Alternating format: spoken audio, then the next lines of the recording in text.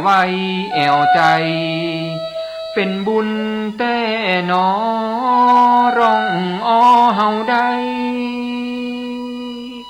ตุปีชาญชัย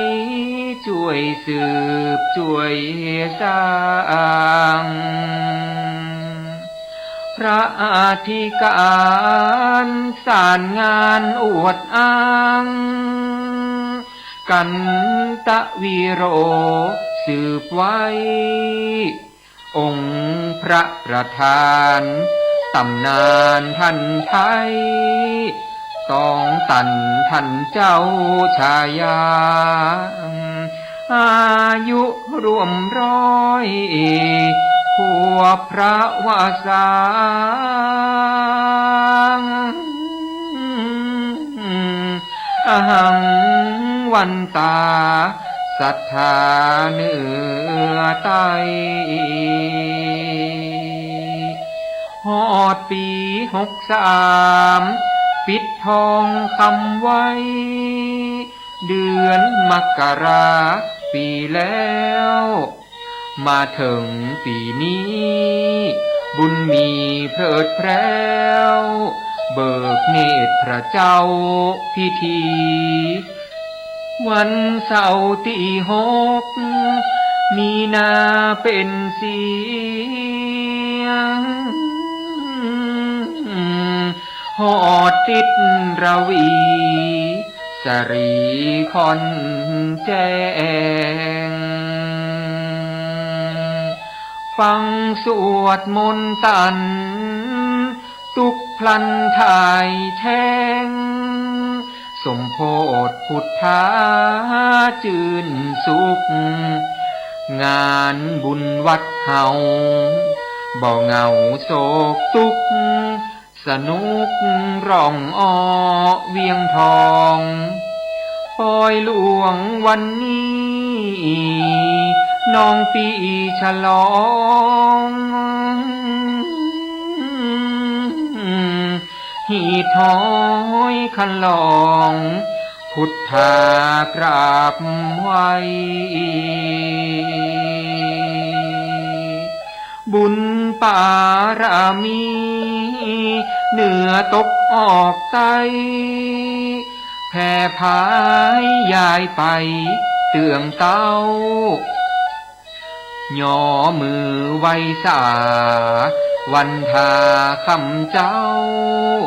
พระสงฆ์องค์เจ้าสังฆาเข้าจ้อยขอลาคงจบเต้าอีเท่านี้วาดวางลงก่อนแลนายเฮ้ย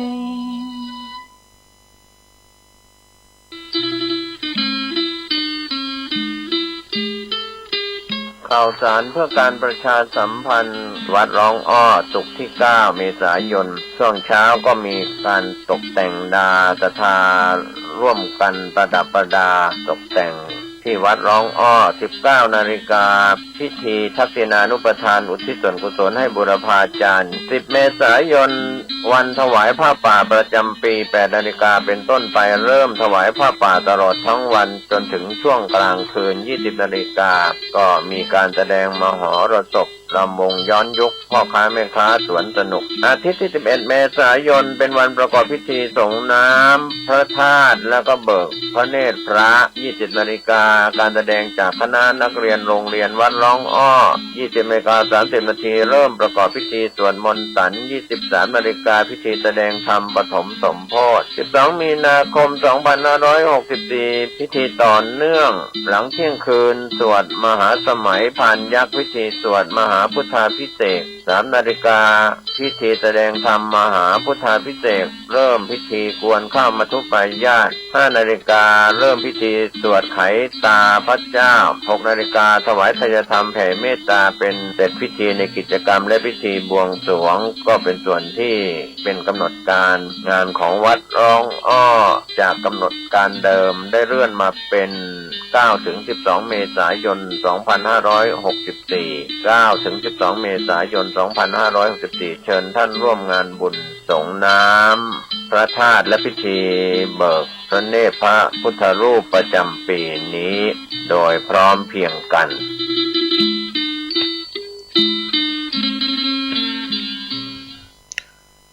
ไหว้สาในปารมีธรรมพระเถระครูบาอาจารย์พระภิกษุสงฆ์สามเณรทุกตนทุกองค์ขอสวัสดีพี่น้องท่านผู้ฟังป้าน้อยป้าหนานป้าอุ้ยแม่อุ้ยที่รับฟังรายการจากสถานีวิทยุกระจายเสียงพระพุทธศาสนาแห่งชาติและสังคมขึ้นเพื่อการศึกษาพระพุทธศาสนาและวัฒนธรรม FM 104.50 เมกะเฮิรตซ์วัดไฟหินวัดไฟหินตั้งอยู่หลังมหาวิทยาลัยเชียงใหม่ตำบลสุเทพอำเภอเมืองจังหวัดเชียงใหม่และก็ดำเนินรายการโดยเก้ากับผมพระหลวงสว่างธาตุอินจันทร์ประธานเครือข่ายกองทุนแม่ของแผ่นดินจังหวัดเชียงใหม่และ8จังหวัดภาคเหนือประธานคณะที่ปรึกษาผู้ตรวจราชการภาคประชาชนจังหวัดเชียงใหม่และก็เป็นรองประธานศูนย์ประสานงานกองทุนแม่ของแผ่นดินแห่งชาติก็มาพบปะกับพี่น้องท่านผู้ฟังก็จะได้นำเอาสาระสปะร้อยอัดปันเรื่องมาเล่าอู้สู่กันฟังมาเปลี่ยนบรรยากาศพี่น้องท่านผู้ฟังหลังจากพี่น้องท่านผู้ฟังได้ฟังสาระสปะจากทางสถานีช่วงนี้ก็มาเปลี่ยนบรรยากาศฟังขโยมเก่าอู้สลับกับข้าวห้ามสาระธรรมกรรมเก่าวันนี้ก็จะนำเอาเรื่องการสงเคราะห์เพื่อนมนุษย์หรือว่าการช่วยเหลือคนเราทั้งหลายในสังคมชุมชนโดยทั่วไปหรือการสงเคราะห์คนพี่น้องท่านผู้ฟังโบราณอาจารย์ท่านได้กล่าวไว้ว่าการสงเคราะห์คนด้วยการเพราะว่าจะเป็นเงินทองสิ่งของเครื่องใจสปะพี่น้องท่านผู้ฟังเต่าใดมันก็ตึงแบบปอ ถ้าจะช่วยเหลือคนเนี่ยช่วยอย่างใดมันถึงมีความปอท่านได้กล่าวไว้ว่าคนเราทั้งหลายนั้นอาจจะต้องมีธรรมะ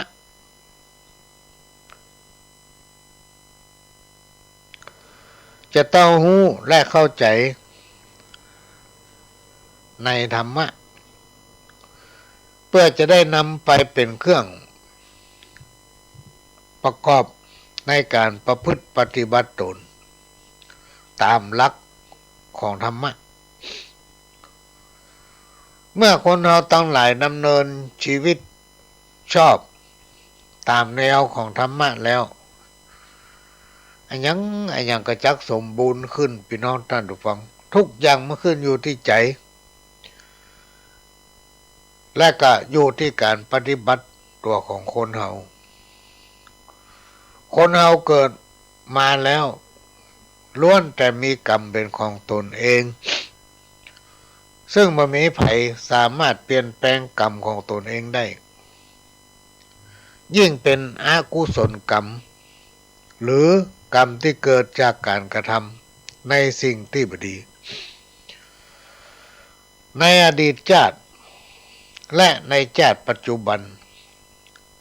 ซึ่งจัดอยู่ในบาปเคราะห์เมื่อถึงคราวย่อมจังมีเกิดขึ้น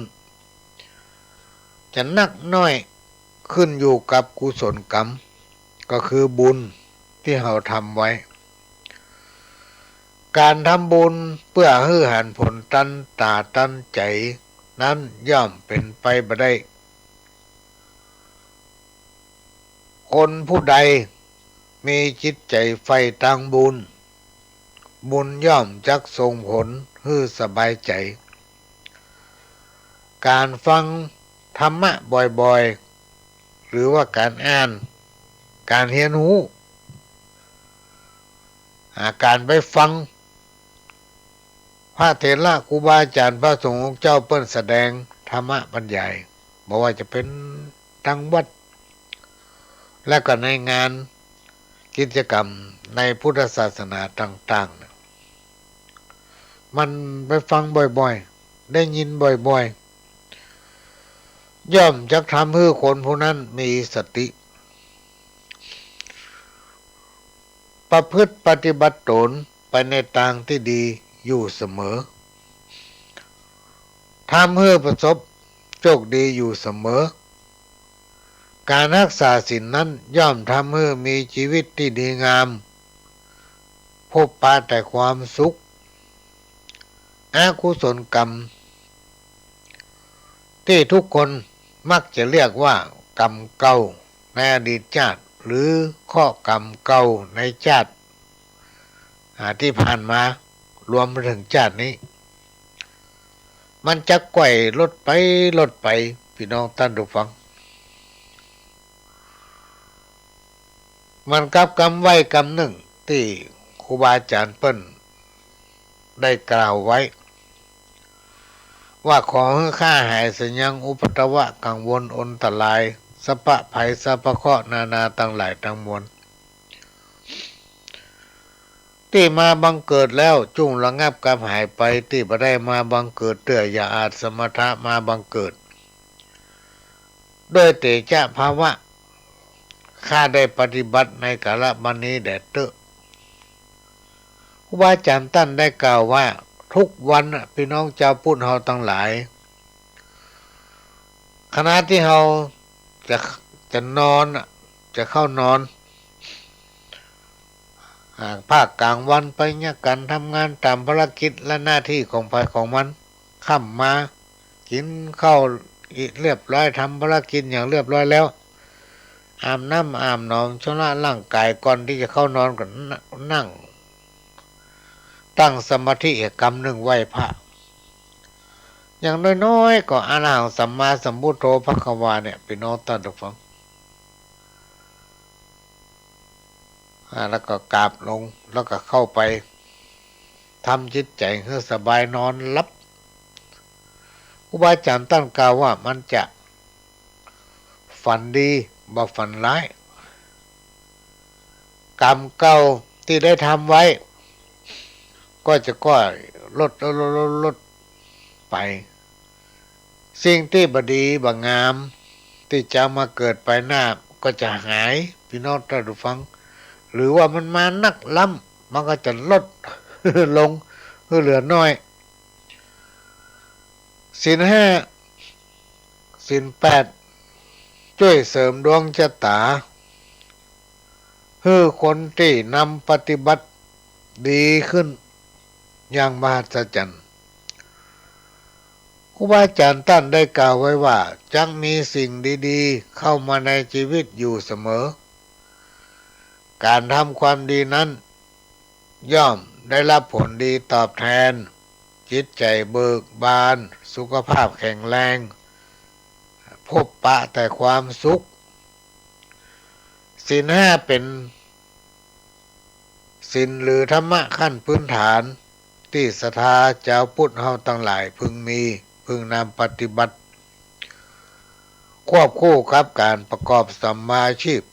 หรือการใช้ชีวิตประจำวันผู้ใดทำได้ในชีวิตจะพบแต่สิ่งดีๆเป็นต้นว่าความสงบสุขความร่มเย็นนะนอกจากนี้วิบากกรรมต่างๆก็จะลดลงทั้งยังเป็นเกราะคุ้มกันภัยในยามที่จะตายชีวิตตกต่ำการทำทานการบริจาคทรัพย์เพื่อคนที่ด้อยโอกาส หรือคนที่เปิ้นยากไร้บ่ว่าจะเป็นทรัพย์สินหรือว่าแรงกายสติปัญญาสิ่งที่กล่าวมานี้จะส่งผลให้คนผู้ทำนั้นอุดมสมบูรณ์ไปด้วยทรัพย์สมบัติครูบาอาจารย์ท่านได้กล่าวไว้ว่าจะบ่มีวันยากจนคนที่จิตใจงามเนี่ยมีอุดมการณ์มีความเชื่อสั่งสมความดีงามเนี่ยอย่างใดก็ตามพี่น้องท่านผู้ฟังมันมีวันที่จะตกทุกข์ได้ยากเวลาตกทุกข์ได้ยากก็จะมีสิ่งดีๆเข้ามาหาอุ้มชูทำให้อยู่ม่วนกินล้ำอยู่สุขกายสุขใจตรงกันข้ามกับคนที่บ่ชอบทำตาลบ่ชอบกินบ่ชอบตาลแถมบ่ชอบยากการทำงานอาศัยคนอื่นเพิ่นเวลาทำมันยังจะใครได้อย่างเนี่ยก็ต้องได้มาโดยบทสุจริตนะเพื่อเอาตัวรอดทำทุกอย่างเพื่อเอาตัวรอดข้อกรรมนั้นพี่น้องท่านผู้ฟังมักจะส่งผลให้คนผู้นั้นได้พบแต่สิ่งที่บ่ดีนะสำหรับคนที่มีความคิดดีทำดีมีใจเอื้อเฟื้อช่วยเหลือเพื่อนมนุษย์ด้วยกันมาตลอดตามที่ตนเองช่วยได้คือช่วยคนอื่นแล้วเฮาบ่เดือดร้อน ครอบครัวบ่เดือดร้อนเนี่ยมีจิตใจงามแบบนี้เป็นผู้ที่มีความเคารพเลื่อมใสในพระพุทธศาสนาน้อมนำเอาธรรมะอันเป็นคำสั่งสอนองค์พระสัมมาสัมพุทธเจ้ามาเป็นเครื่องประดับสติปัญญาแล้วก็บอกลูกบอกหลานนะสืบตามกันมาเหมือนเขาครับ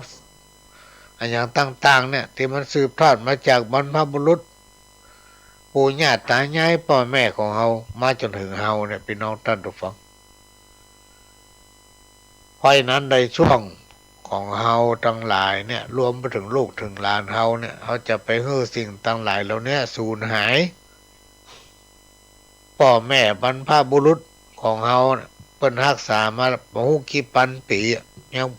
พดยังฮอดมาถึงเฮาจะรักษาสืบทอดไปจนถึงลูกถึงหลานบ่ได้จะได้อันเนี้ยที่เฮาจะต้องได้ช่วยกันแหละพี่น้องท่านผู้ฟังเมื่อตอนค่ำวันนี้ก็ได้รับข้อความ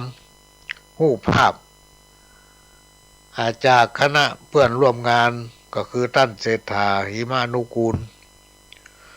ได้ส่งลูกมีสถานบริการสถานที่หนึ่งพี่น้องท่านผู้ฟังสร้างเหมือนวัด นี่กำแพงล้อมรอบมีประตูเข้าเหมือนวัดมันมีพิษเลยแล้วก็มีคนถามกันว่าทำขึ้นมาได้อย่างไรคือในยุคปัจจุบันเนี่ยโลกภายนอกเนี่ยพี่น้องท่านผู้ฟังบอกว่าเขาจะแปลงอะไรอย่างขุดน้ำบ่อก่อศาลาแปลงบ้านจะทำอย่างที่มันมีมาตรฐานจะต้องมีแบบมีแปลนแล้วก็ขออนุญาตก็ได้สอบถามไปทางผู้ที่ส่งรูปมาว่าโอ้มันเหมือนวัดขนาดเลยเหมือนโบสถ์เหมือนประตูวัดเหมือนทุกอย่างว่าผู้ที่รับผิดชอบหรือว่าหน่วยงานที่เกี่ยวข้องเนี่ยมันออกแบบอันนี้ฮื้อไปได้อย่างใดก็จะต้องมีการสอบถามไปตามหน่วยงานที่รับผิดชอบในพื้นที่นั้นๆอันนี้ก็เป็นสิ่งที่ดีพี่น้องท่านผู้ฟังเขาจะต้องช่วยกันรักษาไว้เพื่อลูกหลานเขาจะได้บ่ค่อยเขนะเมื่อเขาเกิดมาเนี่ยพ่อแม่ปู่ย่าตายายตึงบอกว่าโอ้มันอย่ามาเป็นบุญนักหนาแต่ว่าที่เขาเกิดมาพบพระพุทธศาสนาเกิดมาพบมาปะ แก้วเจ้าทั้ง3ประการวัดเนี่ยพี่น้องท่านผู้ฟังเป็นศูนย์รวมใจศาสนาพุทธของเขาเป็น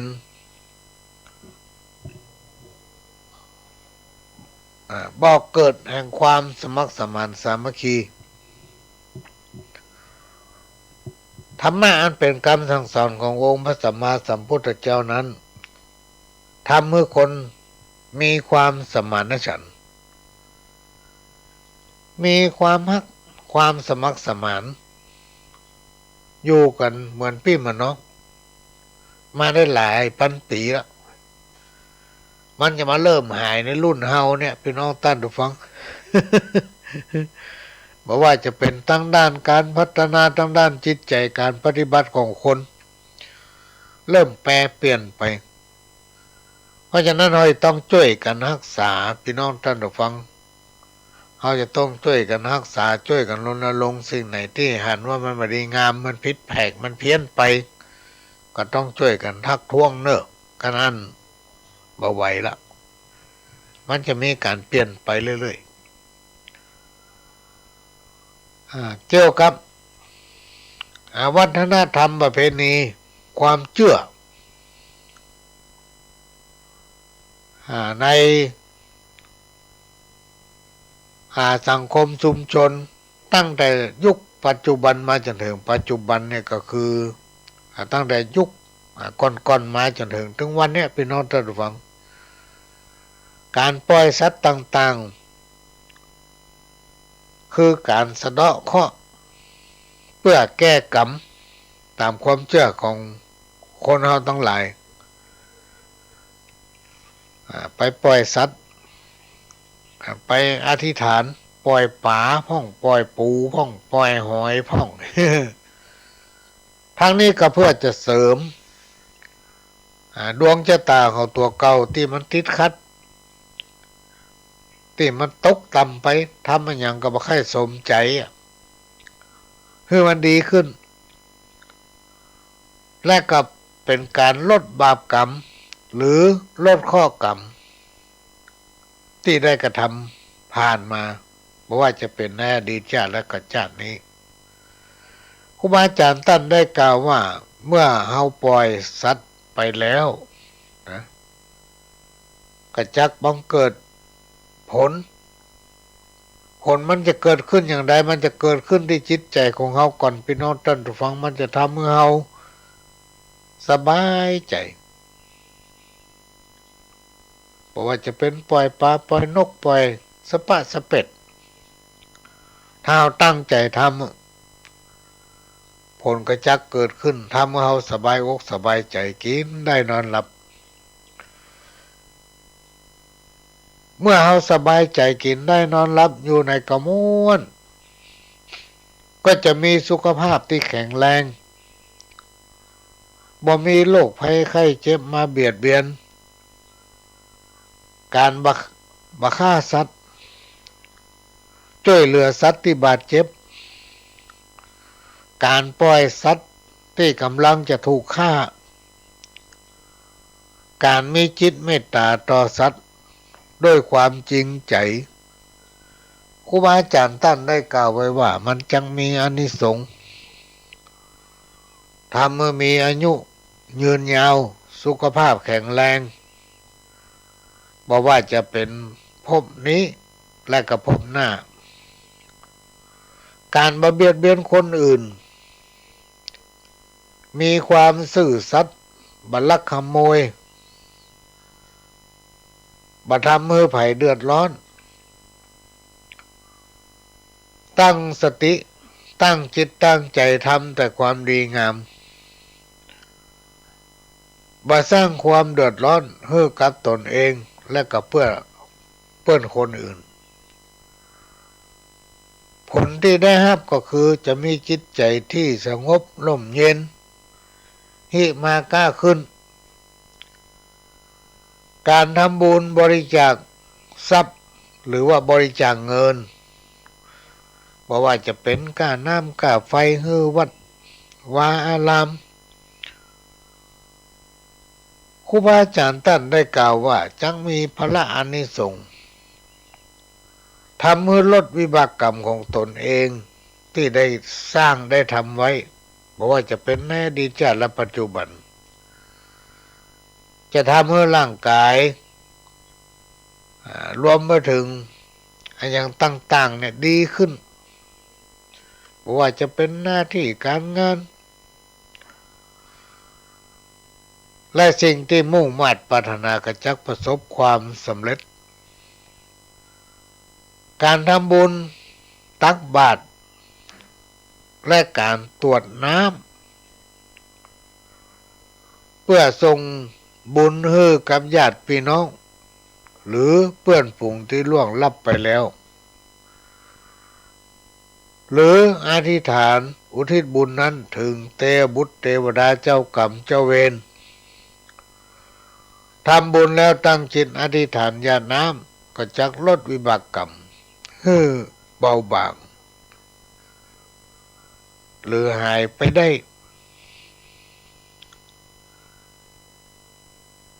อันนี้ก็เป็นสิ่งที่นำมาฝากไว้พี่น้องท่านผู้ฟังนำมาฝากว่าการทำความดีการทำบุญการให้ความช่วยเหลือ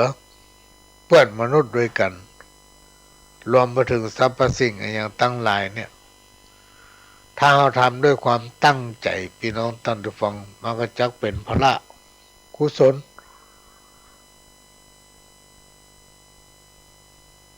มาถึงตัวเราทำให้เราสุขกายสุขใจเนอะพี่น้องท่านผู้ฟังก็ตั้งใจทำแล้วก็ปฏิบัติตนให้เป็นตัวอย่างกับลูกกับหลานป้าลูกหลานและครอบครัวของตนเองประพฤติปฏิบัติ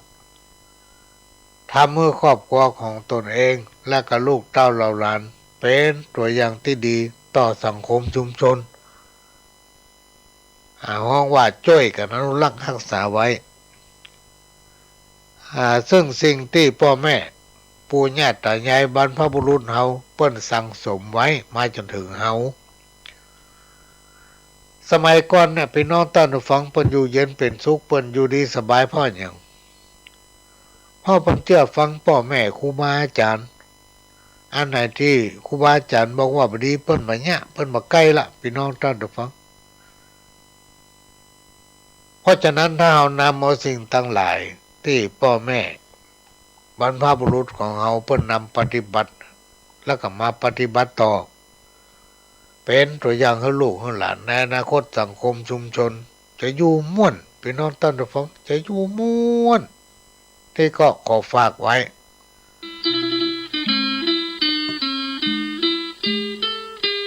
ข่าวสารเพื่อการประชาสัมพันธ์วัดร้องอ้อศุกร์ที่ 9 เมษายนช่วงเช้าก็มีการตกแต่งดาศรัทธาร่วมกันประดับประดาตกแต่งที่วัดร้องอ้อ 19 นาฬิกาพิธีทักษิณานุปทานอุทิศส่วนกุศลให้บุรพาจารย์ 10 เมษายนวันถวายผ้าป่าประจำปี 8 นาฬิกาเป็นต้นไปเริ่มถวายผ้าป่าตลอดทั้งวันจนถึงช่วงกลางคืน 20 นาฬิกาก็มีการแสดงมหรสพรำวงย้อนยุคพ่อค้าแม่ค้าสวนสนุกอาทิตย์ที่ 11 เมษายนเป็นวันประกอบพิธีส่งน้ำพระธาตุแล้วก็เบิกพระเนตรพระ 20 นาฬิกาการแสดงจากคณะนักเรียนโรงเรียนวัดร้องอ้อ 20 นาฬิกา 30 นาทีเริ่มประกอบพิธีสวดมนต์สัน 23 นาฬิกาพิธีแสดงธรรมปฐมสมโภช 12 มีนาคม 2564 พิธีต่อเนื่องหลังเที่ยงคืนสวดมหาสมัยพานยักษ์พิธีสวดมหาพุทธาภิเษก 3 นาฬิกาพิธีแสดงธรรมมหาพุทธาภิเษกเริ่มพิธีกวนข้าวมัทุปายาต 5 นาฬิกาเริ่มพิธีสวดไขตาพระเจ้า 6 นาฬิกาถวายทายธรรมแผ่เมตตาเป็นเสร็จพิธีในกิจกรรมและพิธีบวงสรวงก็เป็นส่วนที่เป็นกำหนดการงานของวัดร้องอ้อจากกำหนดการเดิมได้เลื่อนมาเป็น 9-12 เมษายน 2564 9-12 เมษายน 2564 เชิญท่านร่วมงานบุญส่งน้ำพระธาตุและพิธีเบิกพระเนตรพระพุทธรูปประจำปีนี้โดยพร้อมเพรียงกัน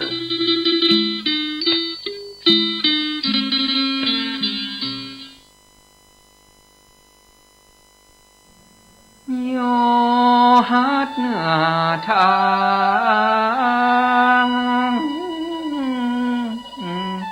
วันตากราบไว้ต่างดวงดอกไม้มาทุบุพภาแปลงใจนอบน้อมพุทธมหามนคาศรัทธาหัววัดร้องงานป่าเวณีสืบงามตามข้อไว้สายกย่อพุทธงานบุญปล่อยหลวงบวงสรวงองค์พระสมโพธิพระเจ้าประทานเบิกเนตรพระพุทธตามหีบสืบสานเพื่อเป็นบุญตานกับตัวมนคาสืบป่าเวณีพระธาตุสว่างจ้าส่งน้ำศรัทธาพร้อมพลัก8 ค่ำเดือนแหมบุญแซมเปียงนักเดือน6เหนือเข้าบุญมีเสาติดเคลื่อนคล้อยเข้าขวบดีทีเริกงามยามดีสมโพธิพระเจ้าเชิญชวนศรัทธาบอกว่าหนุ่มเท่ามาเตอะเชิญมาช่วยกำจุหอดวันนี้วัดงามเจนลำเจิญมาแว่ไว้แอวใจเป็นบุญแต่นอร้องเฮาได้ตุปีชาญชัยช่วยสืบช่วยสร้างพระอธิการสารงานอวดอ้างกันตะวีโรสืบไว้องค์พระประธานตำนานท่านไทยต้องตันท่านเจ้าชายาอายุรวม100 ขวบพระวาสางอหังวันตาศรัทธาเนื้อไตฮอดปี63ปิดทองคำไว้เดือนมกราปีแล้วมาถึงปีนี้บุญมีเพลิดเพล้วเบิกเนตรพระเจ้าพิธีวันเสาร์ที่6มีนาเป็นเสียงหอดติดระวีสรีคอนแจ้งฟังสวดมนต์ตันตุกพลันถ่ายแทงสมโพธิพุทธาจื่นสุขงานบุญวัดเฮาบ่เหงาโศกทุกข์สนุกร้องเวียงทองปล่อยหลวงวันนี้น้องปีฉลองหีถอยคันลองพุทธากราบไว้บุญปารามีเหนือตกออกใต้แผ่พายยายไป เตืองเต้าย่อมือไว้สาวันทาคำเจ้าพระสงฆ์องค์เจ้าสังฆาเข้าจ้อยขอลาคงจบเต้าอีเท่านี้วาดวางลงก่อนแลนายเฮ้ย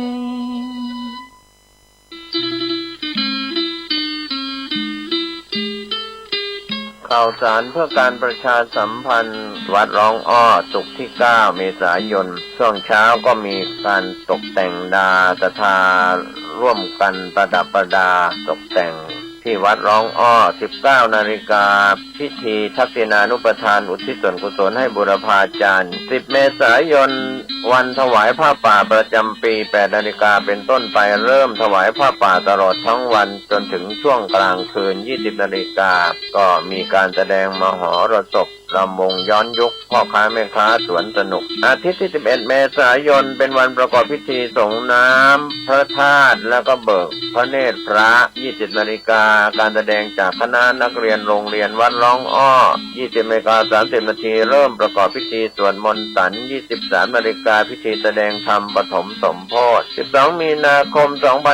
2564 พิธีต่อเนื่องหลังเที่ยงคืนสวดมหาสมัยพานยักษ์พิธีสวดมหาพุทธาภิเษก 3 นาฬิกาพิธีแสดงธรรมมหาพุทธาภิเษกเริ่มพิธีกวนข้าวมัทุปายาต 5 นาฬิกาเริ่มพิธีสวดไขตาพระเจ้า 6 นาฬิกาถวายทายธรรมแผ่เมตตาเป็นเสร็จพิธีในกิจกรรมและพิธีบวงสรวงก็เป็นส่วนที่เป็นกำหนดการงานของวัดร้องอ้อจากกำหนดการเดิมได้เลื่อนมาเป็น9 ถึง 12 เมษายน 2564 9 ถึง 12 เมษายน 2564 เชิญท่านร่วมงานบุญส่งน้ำพระธาตุและพิธีเบิกพระเนตรพระพุทธรูปประจำปีนี้โดยพร้อมเพรียงกัน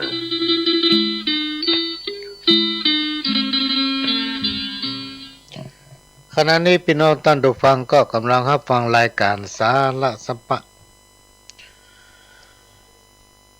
จากสถานีวิทยุกระจายเสียงพระพุทธศาสนาแห่งชาติและสังคมขึ้นเพื่อการศึกษาพระพุทธศาสนาและวัฒนธรรม FM 104.50 เมกะเฮิรตซ์วัดไฟเห็นวัดไฟเห็นตั้งอยู่หลังมหาวิทยาลัยเชียงใหม่ตำบลสุเทพอำเภอเมืองจังหวัดเชียงใหม่ก็เป็นสถานีวิทยุของพี่น้องคนฟังทุกท่าน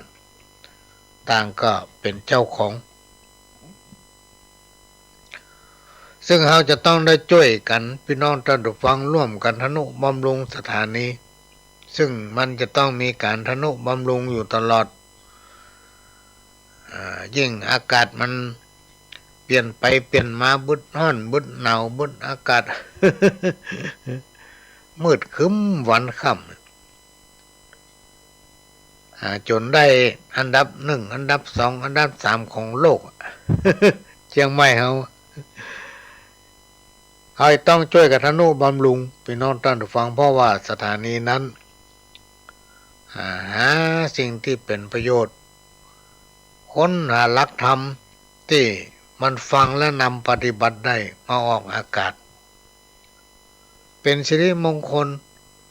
กับคนฟัง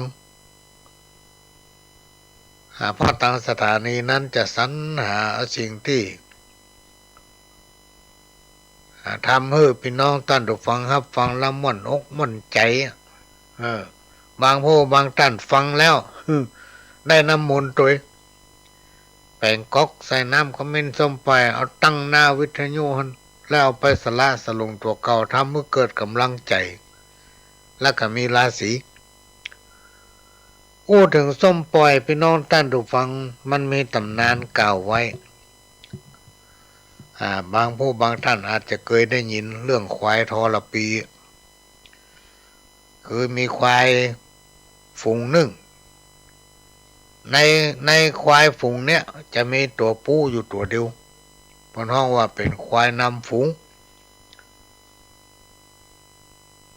นอกนั้นจะมีตัวแม่หมดเวลาตัวแม่ตัวในท้อง ถ้าเกิดคลอดออกมาเป็นควายตัวผู้นะ หัวหน้าฝูงก็คือควายผู้ที่นำฝูงอยู่เนี่ยก็จะทำการฆ่าควายลูกควายที่เกิดมาเป็นตัวผู้คือเมื่อมีตัวผู้เลย ตัวเองจะต้องเป็นตัวผู้ตัวเดียวในควายฝูงนั้นมีควายตัวหนึ่งตั้งครรภ์ตั้งท้องห้องว่ามีลูกอีกแล้ว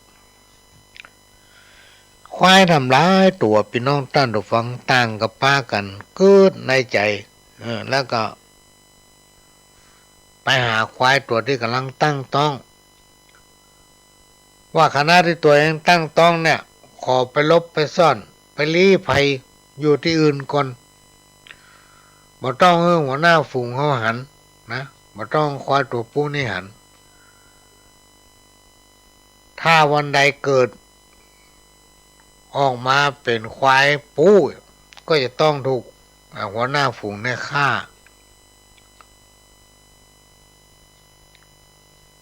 ถ้าเป็นควายแม่นี่มันเป็นยัง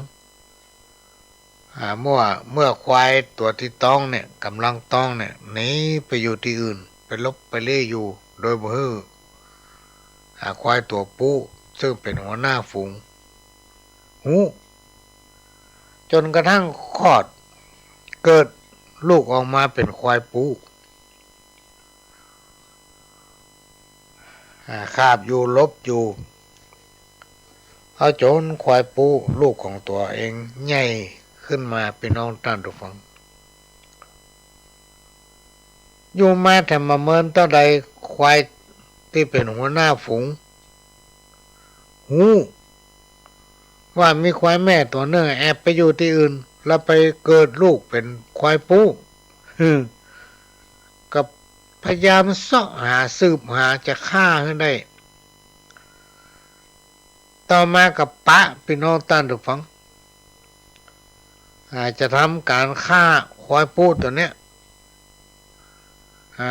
มดตายหายไปจาก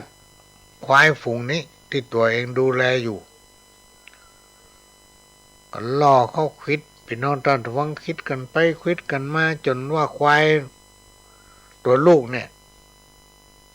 กำลังโมดมันมีเรี่ยวมันมีแรงที่สู้กับควายตัวพ่อได้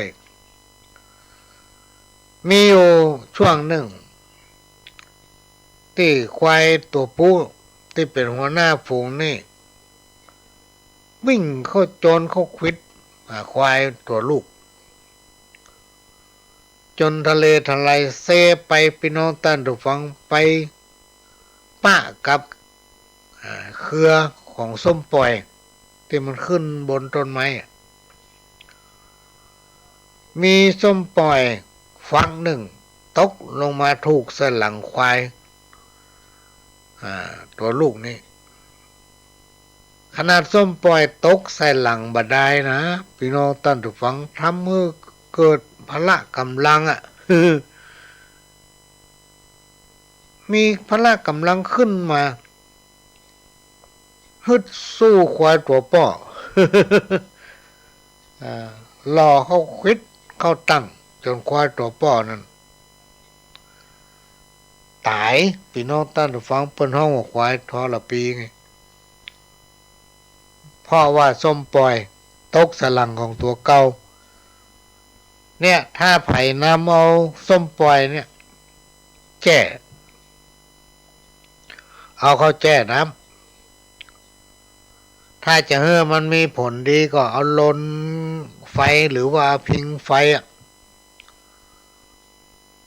ถ้าเอาทำเข้าป่าอาหารเขาดังถ่านดังหลัวขณะที่เขาทำแล้วเอาฟักส้มปล่อยเนี่ยไปพิงกับถ่านพิงไก่เนอะมันจะหอม พิงเสร็จเรียบร้อยก็เอามาใส่น้ำจะทำเมื่อน้ำส้มปล่อยนั้นหอมพี่น้องท่านผู้ฟังเอาล้างหน้าล้างตาเอาตบหัวจักบังเกิดราศีนะเป็นที่ฮักแก่คนและสิ่งศักดิ์สิทธิ์ทั้งหลายอันนี้คนเฒ่าคนแก่เพิ่นกล่าวไว้ก็เลยมาฟังว่าส้มปล่อยนั้นไม่ใช่ธรรมดาเนอะ ถ้าส้มปล่อยติ๊บเนี่ยฟักมันจะงามพี่น้องท่านผู้ฟังแต่ละข้อมันเนี่ยมันจะมีข้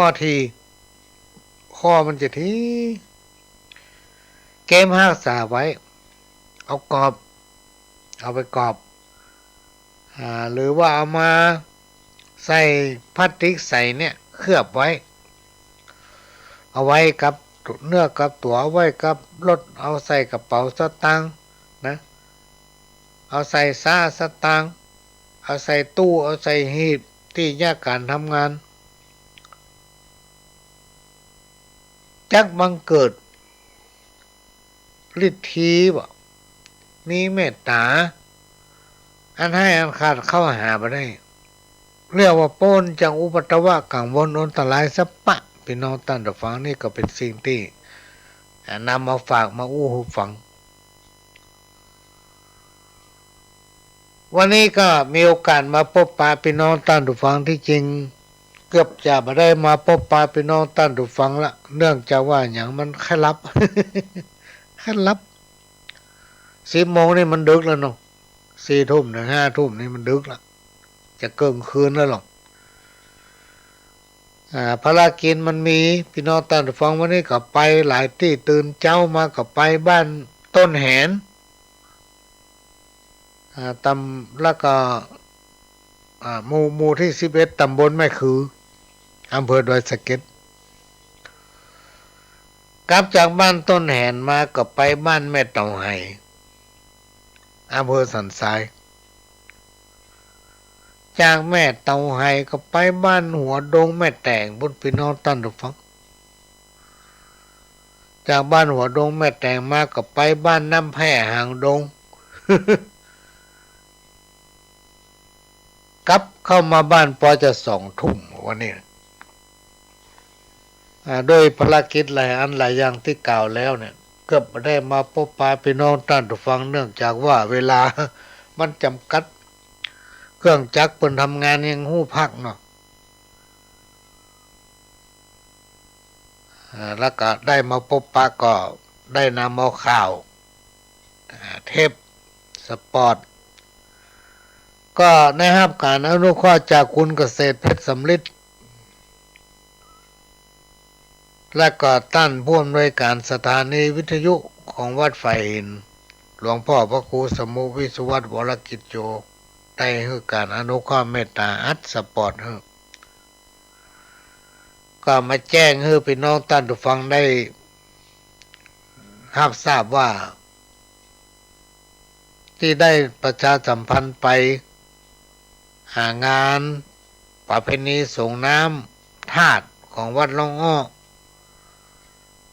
งานฉลองสมโพธิพระพุทธรูปถึง3 องค์ที่ได้ทำการปิดทองไปเรียบร้อยแล้วนั้น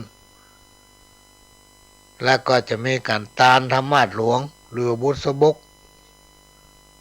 ซึ่งได้สร้างไว้ตอนนี้นำมาตั้งประดิษฐานที่ในวิหารของวัดหลวงอ้อก็ใจเงินสดเนี่ยประมาณ100,000 กว่าบาท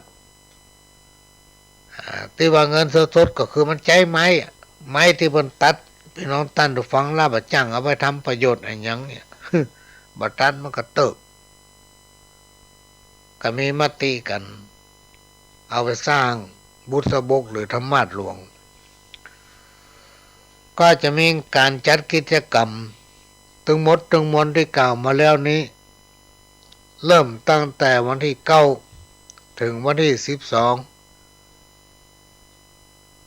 เมษายนพี่น้องท่านผู้ฟัง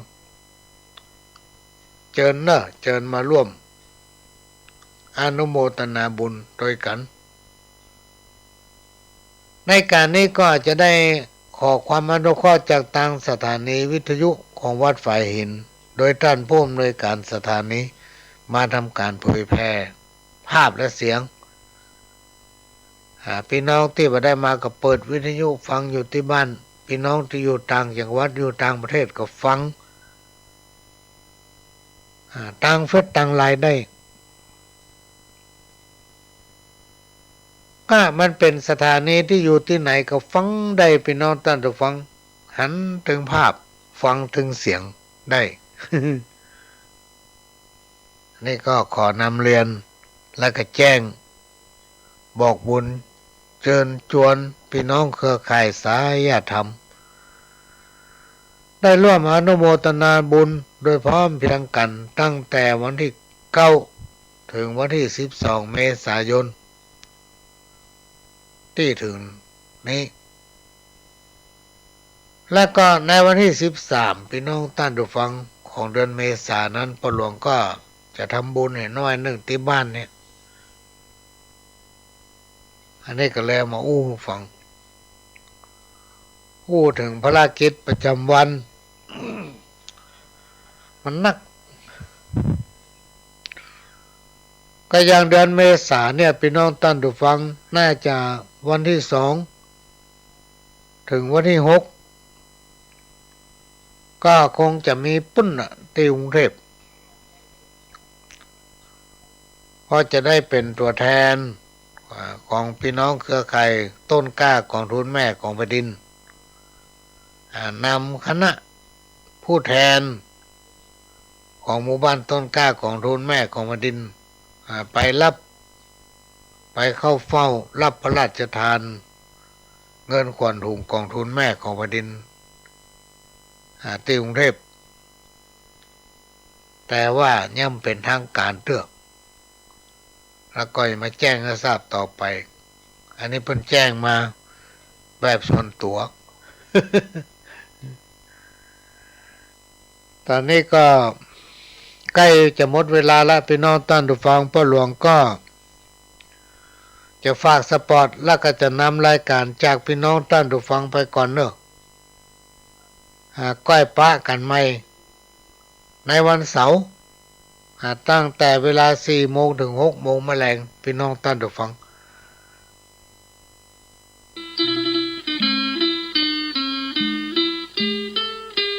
ข่าวสารเพื่อการประชาสัมพันธ์วัดร้องอ้อศุกร์ที่9เมษายนช่วงเช้าก็มีการตกแต่งดาส